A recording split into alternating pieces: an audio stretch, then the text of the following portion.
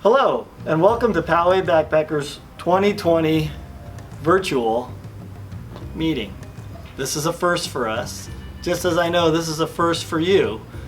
And we thank you for taking this first step towards an amazing, life-changing, mind-blowing adventure that we call Poway Backpackers.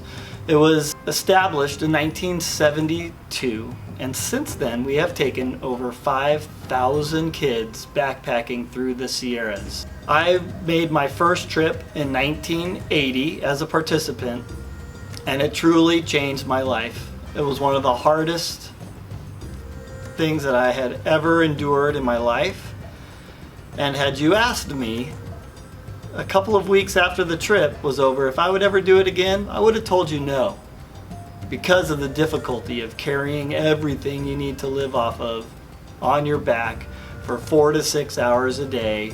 The water was cold, the food wasn't very tasty, it was physically demanding.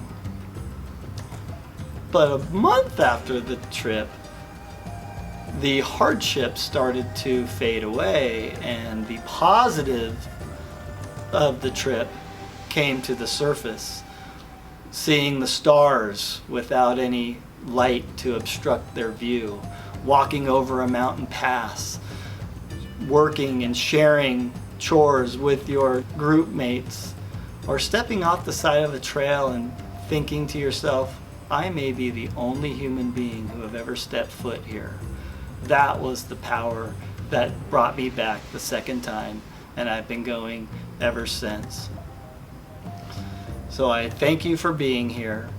Today my goal is to cover the equipment checklist that is proper for a Poway Backpackers trip. Because mind you, we provide many of the items that you would need if you were doing a trip on your own, like a tent, stove, fuel, those types of items, water purification are provided. So you will not see those items on our checklist.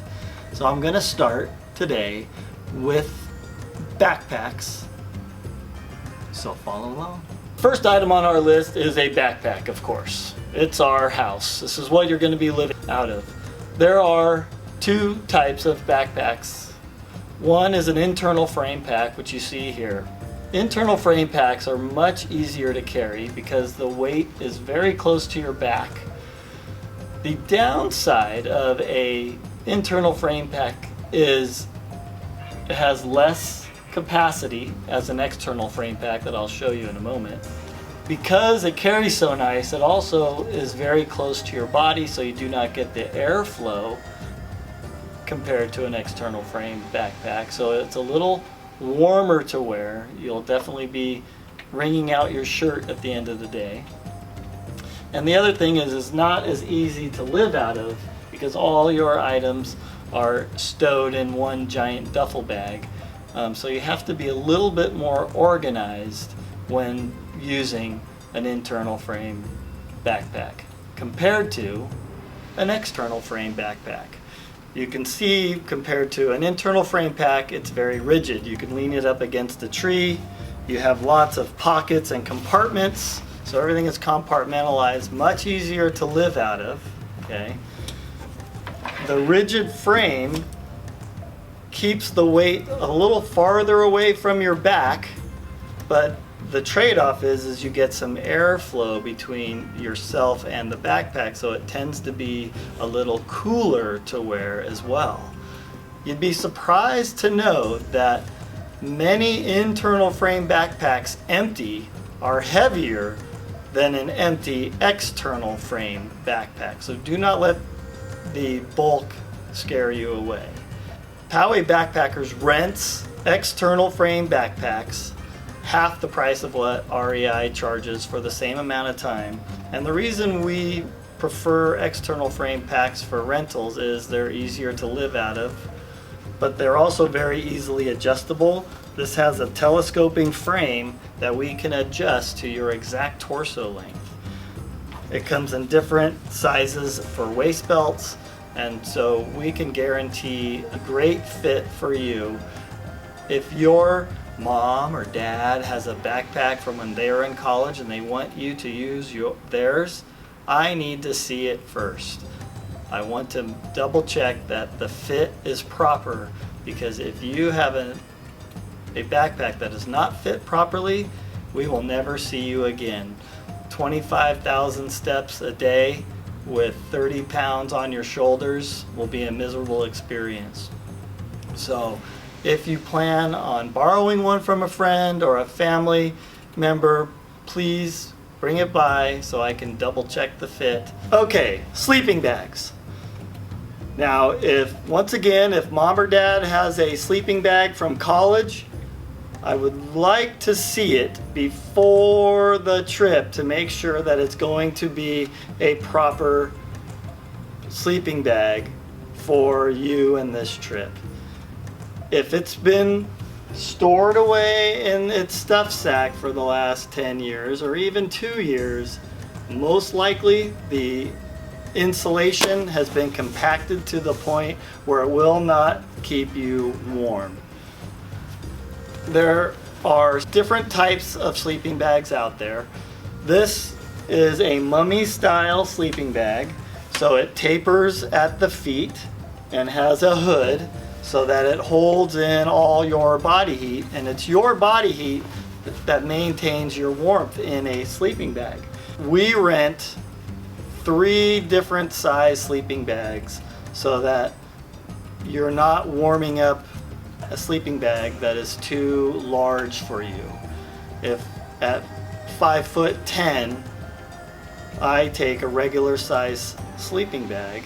If I were to sleep in a long, which goes up to someone that is 6'6", I have all those extra 8 inches of air that my body has to heat up, and ultimately I'll be cold by morning. Synthetic sleeping bags are a little bulkier, a little heavier than down sleeping bags. The advantage, however, is if a synthetic insulation sleeping bag gets wet, it will still insulate you. A down sleeping bag, if the feathers get wet, you're going to be cold. Also, with our sleeping bag rental, we provide an extra large stuff sack, which actually adds to your storage capacity for the trip. This particular sleeping bag only takes a medium-sized stuff sack, so therefore you could put your warm weather gear, jacket, pants, things of that nature, beanie, inside without taking up space from your backpack capacity. It's also very important not to bring a rectangular shaped sleeping bag, because you will not have a hood. You have all that extra space on the perimeters to try to heat up in the middle of the night. So if you're not renting one from me, I want to know before the trip what type of sleeping bag it is. It should be well under 4 pounds, and if you lay it out on the floor and let it breathe and loft, you should have 3 to 4 inches of loft so that it could be substantially warm enough for the trip. Mind you, our average elevation on the backpacking trip is about 8,500 feet, and there could be nights where we could be higher. The higher you are, the colder it is at night. Next on the list is Ensolite pad. All sleeping bags are rated assuming that you have some type of insulation underneath you. You could have a minus 40 degree sleeping bag, and if you're sleeping directly on the ground, you are going to be cold because you're going to smush the insulation down to the ground, and the ground will zap your warmth.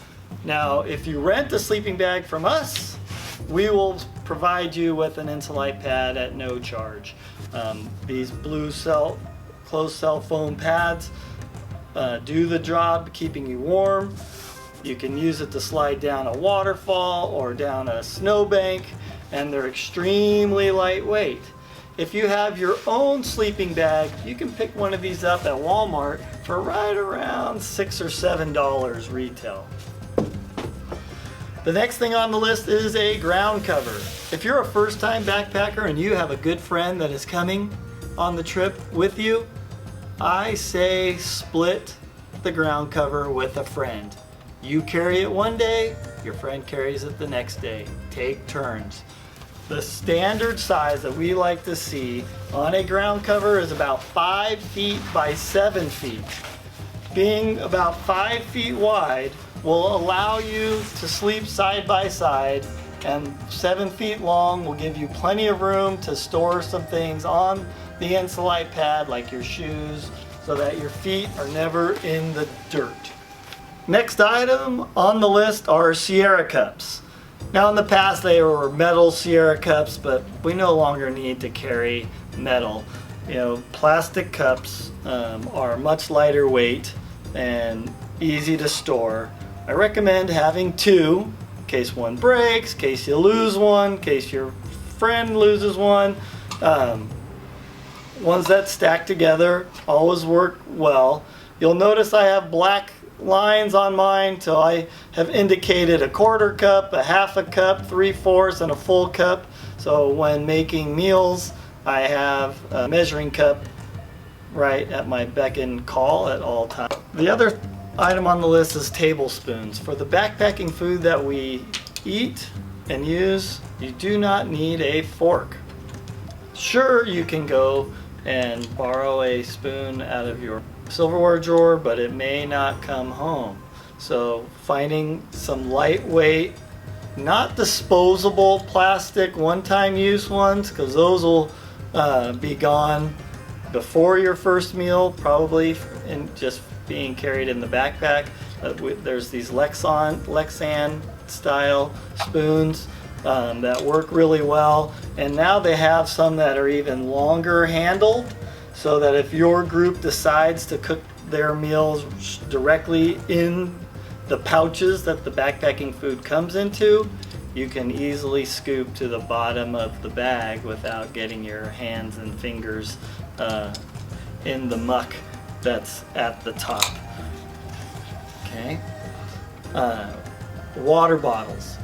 Now, the minimum size of your water bottle needs to be 1 quart, 32 ounces. They come in different shapes and different sizes, but you want to make sure that you have a wide mouth water bottle. Okay. It's not as convenient to drink out of, but they do make inserts for wide mouth so that you can get a more natural sipping when you're drinking directly out of it. The advantage of a wide mouth water bottle is when you're filling up a water bottle or the water bag to be purified for your group. If you're the one first thing in the morning and you have a narrow mouth water bottle, if you've ever tried to fill one up, it's like as it fills up slowly. Meanwhile, your fingers are in 55-degree water and they're screaming at you. If you have a wide mouth water bottle, you put it in the water, glug glug, it's full, and you're on your way. Nalgene is one of the most respected brands of water bottles in the industry. They're guaranteed not to leak or crack, which is a nice thing to have when you are in the backcountry. A hydration bladder is like a Camelback, and I carry one in my backpack so that I have the straw so I can sip on it all day long. The backpacks that we rent have ports so that you can slide your straw on either side if you're a left-handed or right-handed drinker, and you can stay hydrated throughout the day. When I'm walking on the trail, my hydration bladder is full, my water bottle is empty. When I get to camp, it's the opposite. I drain my water bladder, and fill up my water bottle so I can walk around. So water bottle is mandatory, hydration bladder is optional. Headlamp. Gone are the days of having to hold your mini mag flashlight in your mouth as you go around. There are all sorts, styles, types of headlamps.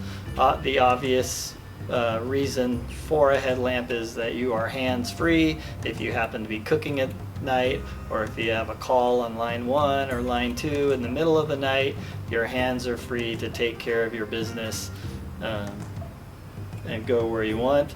Always be sure to carry extra batteries and know how it functions before you leave, so that you can get the best life out of your headlamp. Some of them have multiple lumens, so if you are always on your brightest lumen, your batteries will go out quicker compared to if you're on a lower lumen. Okay, so be sure that you read the instructions on your headlamp before you head out into the woods to prolong the life. Next thing on our list is a pocket knife. And I can hear all you guys in there going, yeah! We do allow pocket knives on this trip. If we have pocket knives, we show all the participants the proper way of using them safely. The maximum size on your pocket knife blade is 2 inches. So this is right at the very height of the maximum size, okay? And it must be a locking blade. Now there are some fancy Swiss Army knives out there that have pliers and pens and screwdrivers and wine openers, but I still have yet to find anybody backpacking with a bottle of wine. They are heavy, those pocket knives, so a single blade, single locking blade is going to be substantial. But honestly, you know your child. If you feel that they are capable of handling this responsibility, it's okay to send it with them. If not, please don't. Most of the time, I end up carrying 3 to 5 pocket knives home because of improper use. So you know your child, so make that determination before you come out into the woods. You do not need a big Rambo knife to be successful on this backpacking trip. The other item on there that is not optional are Ziploc bags. I sure wish I would have bought stock in this company years ago. I recommend buying Ziploc brand freezer style that pinch together. Avoid the little plastic slides because those will break eventually. Heavy duty, gallon size and quart size are really the very best to carry. We pick up trash, we create trash. There are no trash cans where we are, so this ends up being a very good trash can, or if something gets wet, or to keep something from getting wet. There's multiple uses, but having 3 to 6 in your backpack will come in handy, I guarantee it. And the last item in the equipment section is a large trash bag. We're talking about the big black trash bags, not a white kitchen bag. The thicker, the bigger, the better. We're going to use that mainly as a backpack cover for rain. We are now in the clothing section of our checklist. The first item on the checklist are boots. I haven't mentioned it earlier, but the idea of going through this checklist is that you spend as little money as possible on this trip. Hopefully, the majority of the things that I have shown you or will be showing you, you'll either have them at home, you can borrow or rent, because we typically see 2 types of backpackers. One that comes with us and we do not see them again, and they might tell a story in college, oh yeah, I did that one time.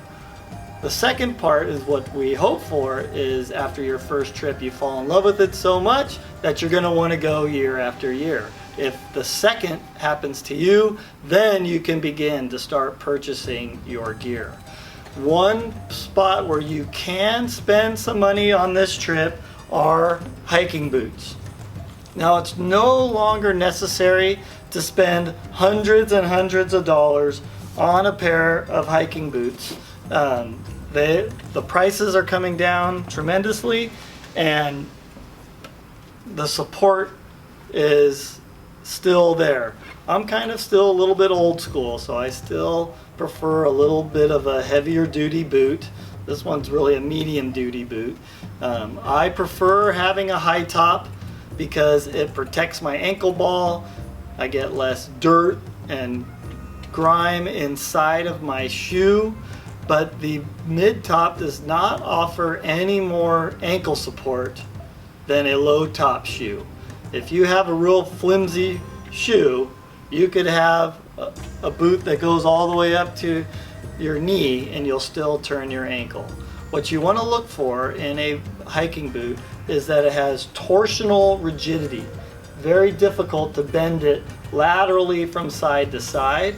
You also want it to have a very stable midsole, so it's hard for the shoe to bend, and you definitely don't want to be able to bend it from toe to heel inside. Your foot will just get extremely tired. Now, these particular boots are waterproof, but it is not necessary to have a waterproof boot for this shoe. Waterproof boots are a little bit warmer because they don't breathe as well. It is just a nice layer of protection if it's available, but not necessary. Many boots now are much lighter weight and give you plenty of support. These weigh probably more than half of what this boot weighs, and the old adage is every pound on your foot is like 4 pounds on your back. So keeping your footwear light is a positive. So these boots are still torsionally rigid, and you might be able to notice not as torsionally rigid as the previous boot, but that's where you get your ankle support. Okay, extremely lightweight. We actually have Shaquille O'Neal to thank for the advancements in shoe wear, because if you remember him coming out of college, he had really bad knee problems because he couldn't find a shoe to support the mass of his size 22 body needed, and it was Reebok that came in with these injected soles and plastic shanks in a lightweight athletic shoe, and those technologies transferred into hiking shoes for us. Again, it doesn't have to be waterproof, but if it is, that's just a bonus. So a shoe like this, low top, hiking tread, still torsionally rigid, actually a little more rigid than the previous shoe I showed you. So between these two, this shoe actually has better ankle support than this one. The disadvantage in my eyes is your ankle balls are exposed and you get a little more dirt in your foot, but some people just do not feel comfortable having that extra shoe around their ankle area, or you may have hot feet and a lower top is going to allow your heat to escape easier. Okay. If you're planning on buying boots or trying some on, there's a few things that you need to take into consideration for a proper fit. Okay. When you have the boot on and your heel is all the way into the back of the shoe, the end of your toe should stop about a finger width from the tip of the boot. That way, if you're ever walking downhill, your foot, your toes, won't smash into the front of the boot. Now, shopping for hiking boots first thing in the morning is not a great idea. The best thing to do is spend the day walking around, making sure your feet are nice and tired, in exchange, your feet will be swollen. So you want your feet as tired as possible so they'll be more the size and shape that they will be on the trail. So take your time, make sure your foot is tired, and make sure you get at least a finger's width, from the tip of your toe to the end of the boot. So going up a half a size to a full size is not uncommon, as long as your heel stays in the heel cup. You don't want a lot of sloppy movement. You could have 6 inches in from the end of your toe to the end of the boot, as long as your heel cup is not slipping around and your arch is hitting in the proper spot. If you are interested, we have 2 bins full of old hiking boots, because kids grow out of them regularly. So we regularly walk out onto our porch and find boots that people have left. They may have had a trip or 2 on them, still plenty of life. So if you would like to come by and rummage through our boot bin and borrow a pair for the summer, you are more than welcome to do that. Just contact me and we'll work out a time so you can try some shoes on, some boots on. Next on the list is running shoes, and I really do mean running shoes. Running shoes are super lightweight, and these are what you're going to be wearing around camp or when you are swimming. The moment that we leave on this trip, you will never be barefoot unless you are in your sleeping bag. All other times, you will have shoes on. We're going to protect our feet. Only your feet will get you there. So we're going to protect them. So it says no sandals. It should say no Crocs, because we want you to have your toes protected, some stability. So an old pair of running shoes is the greatest way to go. They're very lightweight. If they get wet, they dry quickly, and they're just comfy to put on after a day's worth of walking. Now you're going to notice on outer socks it says 2 pair. That means 1 packed in your backpack and 1 to wear, not 2 pairs in your backpack, 1 to wear. So switch out every day. Now, even though it's a summertime trip, wool is still the very best outer sock that you can purchase. They have done things with wool these days so they're no longer itchy. It feels like cotton. The advantage of wool is it is hydrophobic. It does not like water. It holds only about 2% its weight in water. So if it does get wet, you could wring it out and it'll dry quickly. If you are sweating, it's going to disperse any moisture from your feet across the whole entirety of the sock, so that your foot actually stays drier even though it's warm. Smartwool and REI, they all make some really great socks these days, darn tough. So these are one of your more expensive purchases, but once again, only your feet get you there. And so I would spend a little money on socks. Now, if you know for a fact that you have hot feet, your feet run hot, you may want to look at synthetic socks, Cool Max, things of those nature. The disadvantage of synthetic socks is they will begin to smell badly immediately, where wool just tends not to hold on to odors as much as the synthetic fibers go. The next thing on the list is a liner sock. Now, a liner sock is a thin inner sock that some people choose to wear or not. Personally, when I backpack walk, I do not wear them unless I start feeling a blister, and I'll put them on to limit the amount of friction inside the shoe.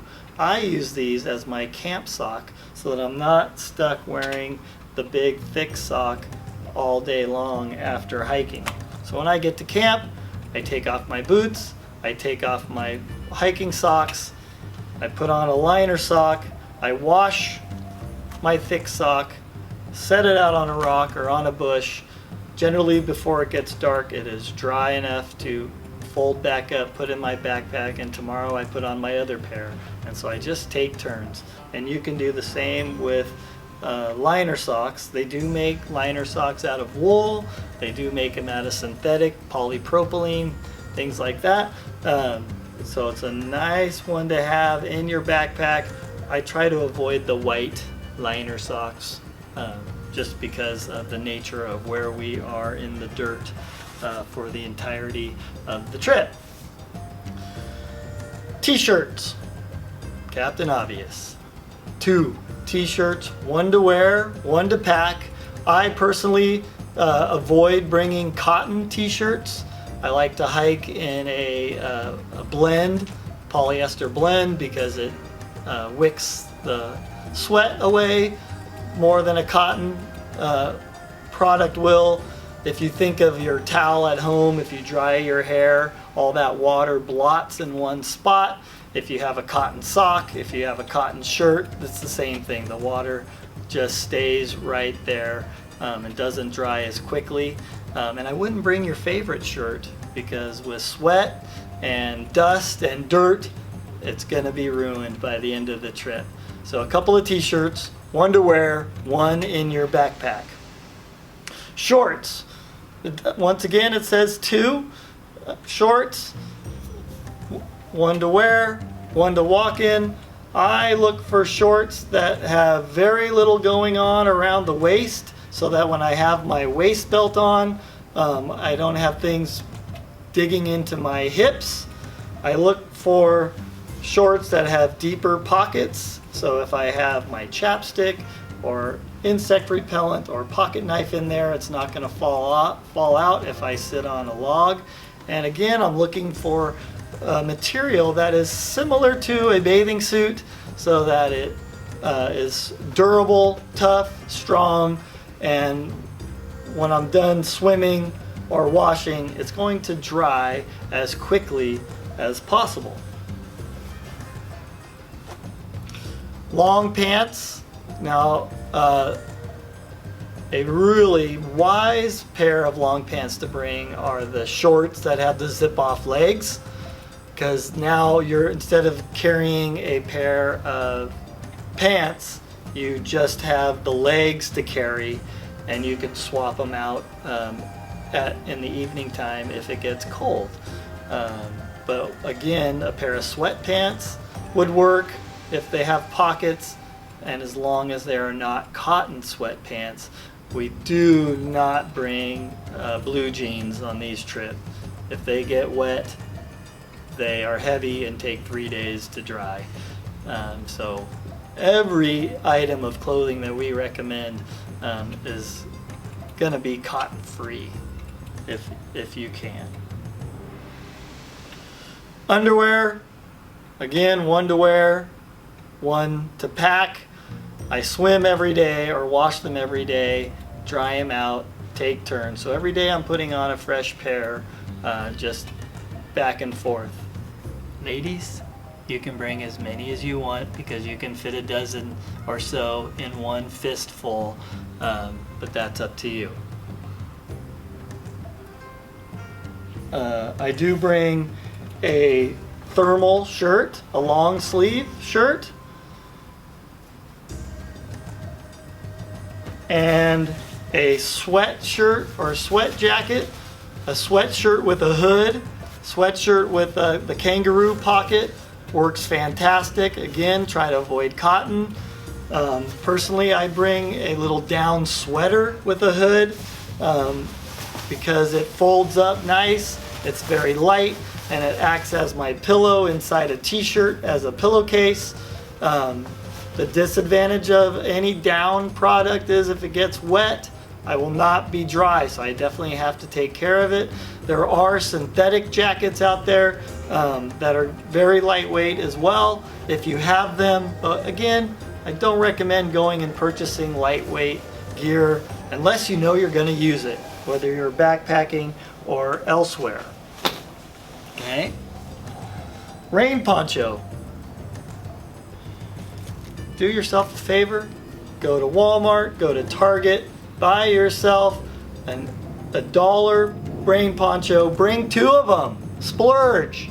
Because I guarantee you, if you have to use this on the trip, there's no way you're going to get it back into this Ziploc bag. So I carry 2 of these as my main line of water defense in the event of rain. In a normal meeting number 1, I usually have several of these that I like to throw out to the crowd and share with you. I wonder who caught that one. Wool cap or beanie, you'll notice, is not optional. The only time I would say it would not be optional if you know you absolutely do not like wearing beanies and the jacket that you bring has a hood, because you do lose a lot of body heat off the top of your head. So that's why it's a smart choice to have a beanie if you're going to wear it or do not have another hood of some type to wear. Hats are optional for sun, shine. Gloves are optional to play in the snow. I've been carrying these gloves now for about 20 years, and you can see how many times I've used them because they still have the plastic tags on them. But I just know one of these days I'm gonna wish I had a pair of gloves with me, but it hasn't happened since 1980. And then the last item on the list is a bandana, which once again is not optional. There are multiple uses for a bandana. If you have a runny nose, you can blow your nose, you can make a sling out of it, you can dunk it in the water and cool yourself off, you can use it as a cleaning rag. But especially if you have a runny nose, you do not want to use up all your valuable toilet paper, because you're going to have to carry it. So this way you can have a permanent utensil to use. It also can work as mosquito protection if you're in a bad area as well. Welcome to the personal and toilet section of the checklist. Okay, first off, toothbrush and toothpaste. If we have to share a tent, you have to brush your teeth. Be sure, look for the smallest toothbrush that you can find. If it has the timer on there so you don't cut corners, even better. And a travel size toothpaste. You do not need a giant tube of toothpaste, so start looking now to find your favorite flavor. A towel is a must on this trip. We are traveling to the Sierras because of the water, and we are gonna swim, we're gonna play in that water, and you're gonna want to towel off after swimming. So you want a medium-sized towel, one that's not too thick. You know, the thickness of the towels that they give away at Padre games are perfect. The size of those towels are a little large, but if that's what you have and you're willing to ruin it, you could bring one of those freebie type of towels. Notice the size. If you get a quick dry towel, make sure it's not a quick dry washcloth. You're definitely going to want a bigger size in case you want to lay down on it. If you want to do a surfer's change of your shorts, you'll have the size of the towel to do that with. Toilet paper. This is a serious part of the checklist, ladies and gentlemen. It says white toilet paper only. That means no white toilet paper with blue teddy bears on it or flowers. We do not want to put any dyes into the ground when we have a call on line 2. The other part of toilet paper on this trip is to use as little toilet paper as possible. So ladies, for a call on line 1, if you use toilet paper to wipe, you need to start practicing using 1, maybe 2 sheets maximum. Because if you do use a sheet of toilet paper for a call on line 1, you have to dig a 6-inch hole in the dirt and bury that toilet paper, okay? For a call on line 2, once again, we want to limit the amount of toilet paper that you use. So here is a challenge for you. If you're going on this trip, today I want you to get your own private roll of toilet paper, brand new one, and I want you to see how long you can make it last. A full roll should be able to last you 20 days of backpacking. Okay?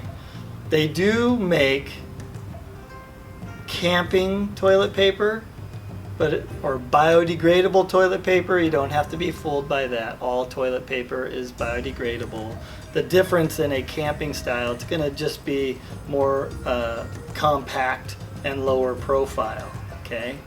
Now personally, I use 1 sheet a day. I guess I just have good hand-hold coordination, I don't know. But if done properly, and mind you, you're not sitting on a toilet, you're playing catcher, so your body is in its natural position, so it's definitely less of a challenge to clean up afterwards.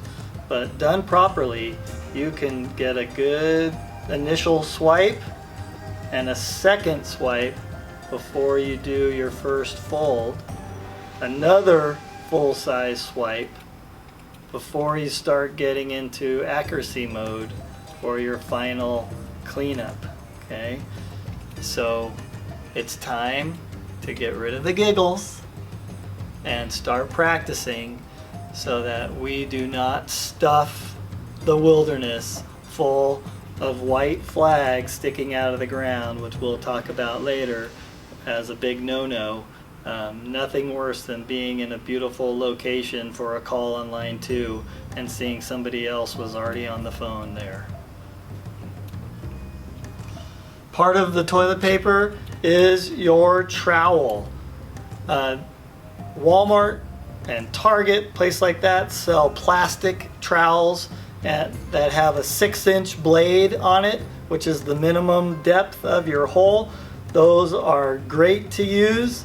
I have a little bit of a fancier one personally, so I have to double the depth of my hole based on this paddle here, but it's metal, so it's not going to break. Eventually the plastic ones will give out depending on what kind of digging you have, and then I put a little extra duct tape on there because duct tape always comes in handy, and it's on our checklist later on down the road.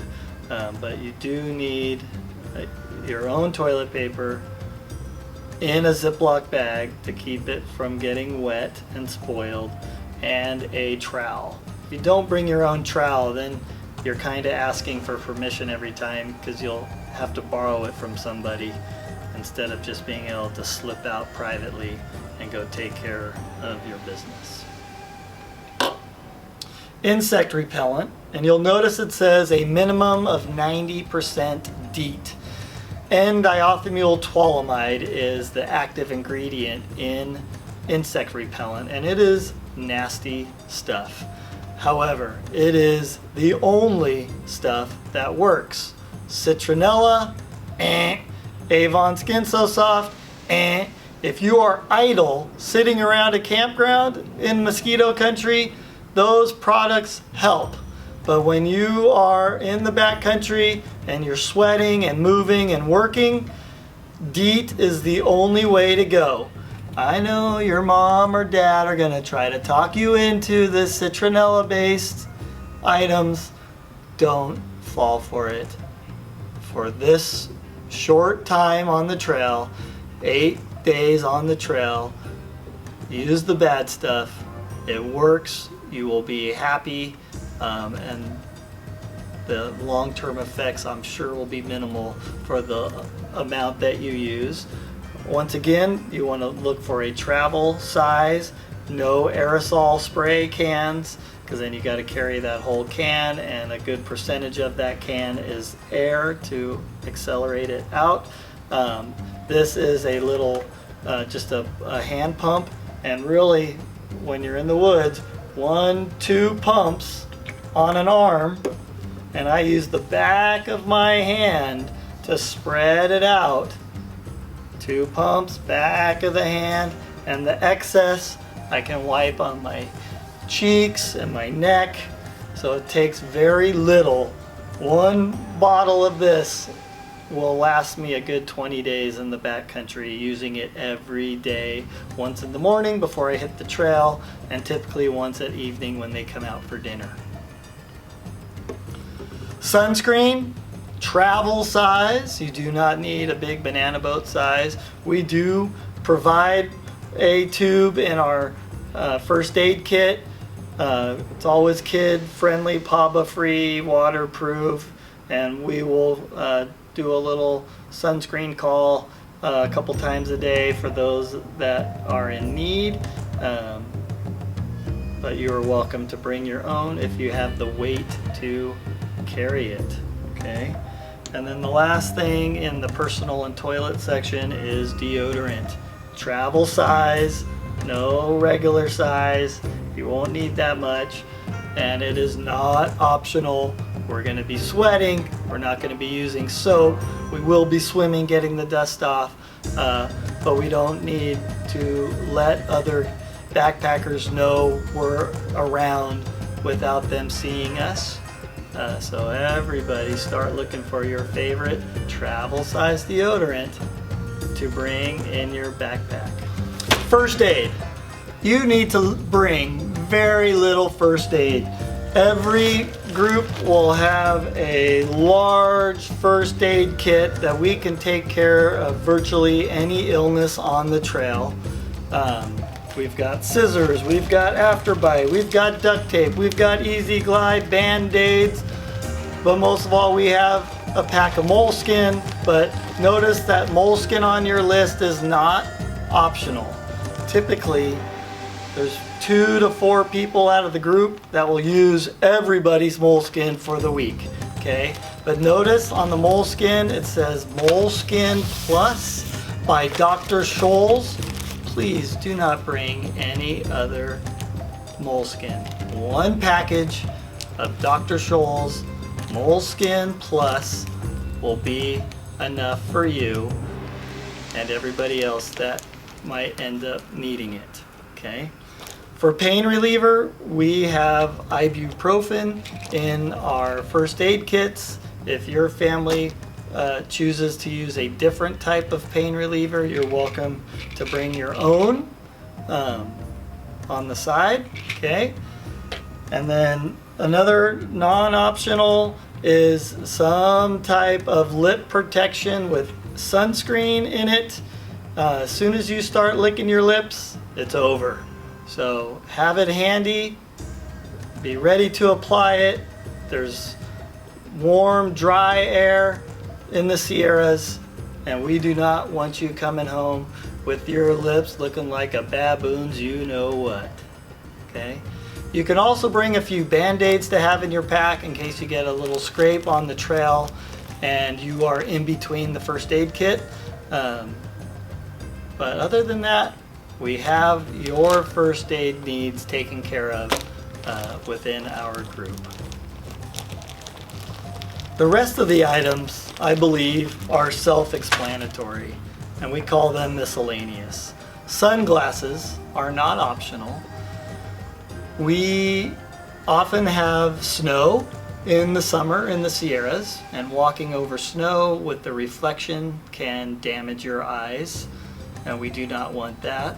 There are some portions of trail that are above tree line and are on rock, and granite can reflect sun similar to the way snow can, and we want to protect our eyes. So bringing a good pair of sunglasses is a necessity to have.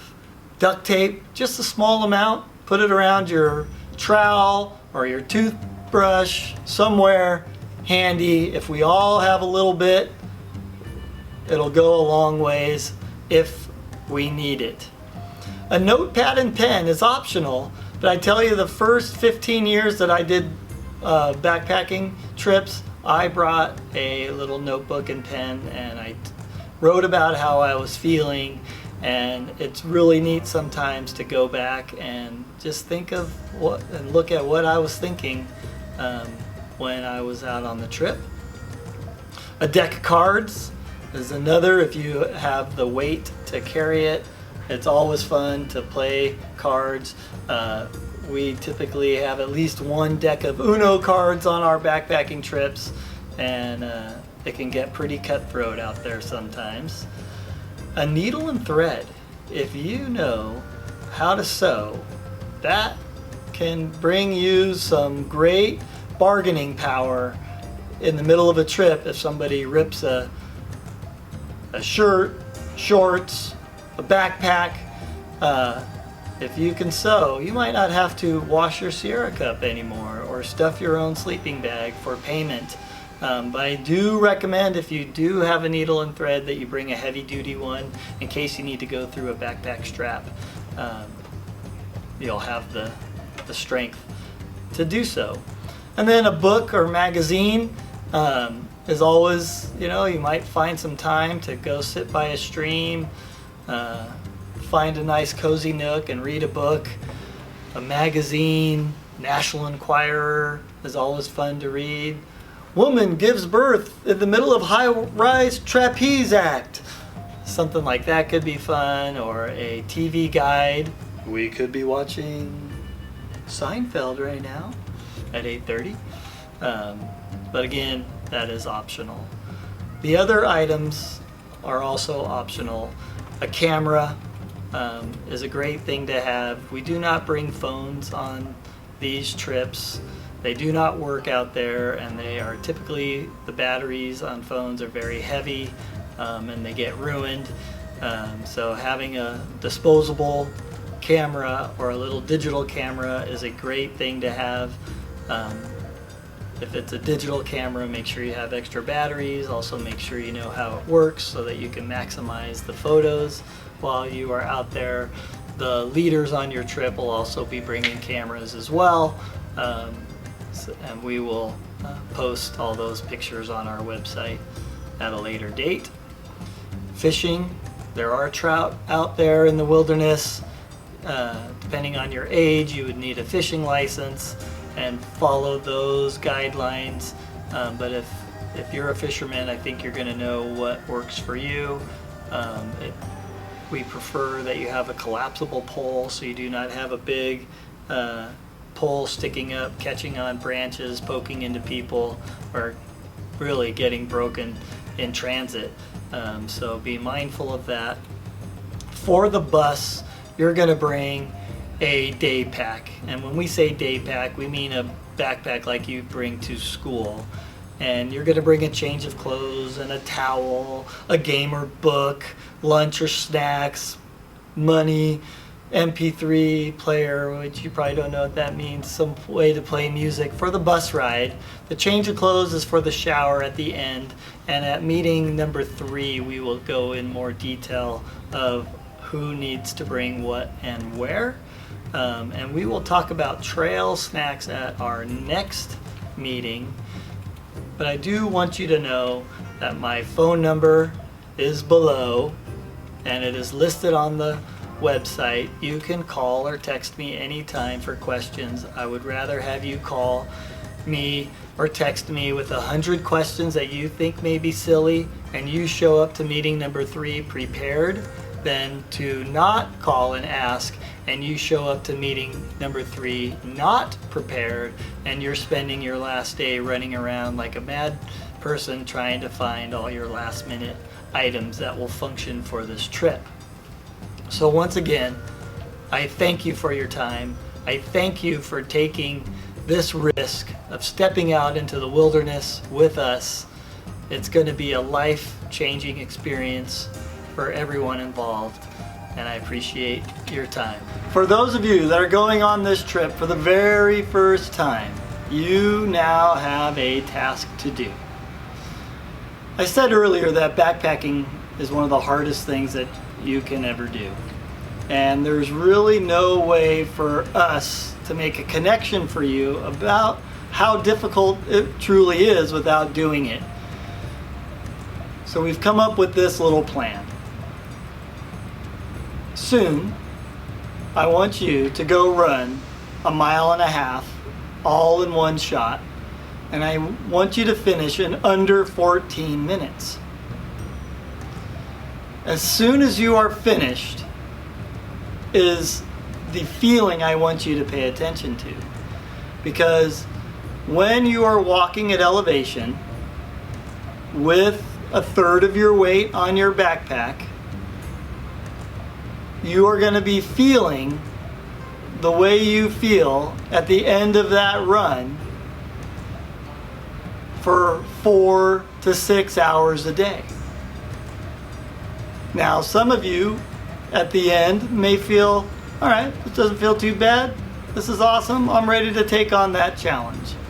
Others of you might feel like, ugh, I'm going to feel like this for 4 to 6 hours a day without even running, just from walking. I don't want to do that. And that's okay too. If you do the 1.5 miles and you do not finish in under 14 minutes, you need to let me know that as well. That doesn't mean you don't go on the trip. That means you have to work at lowering your time. So I expect to hear from you every week. Hey Scott, I just did it in 14 minutes, 50 seconds. Good job. In another few days or a week, call me again. Hey Scott, I just did it in 14:36. And you can work your way to doing that 1.5 miles in under 14 minutes. Make sense? I hope so. Got a question? Give me a call or give me a text anytime. Happy trails!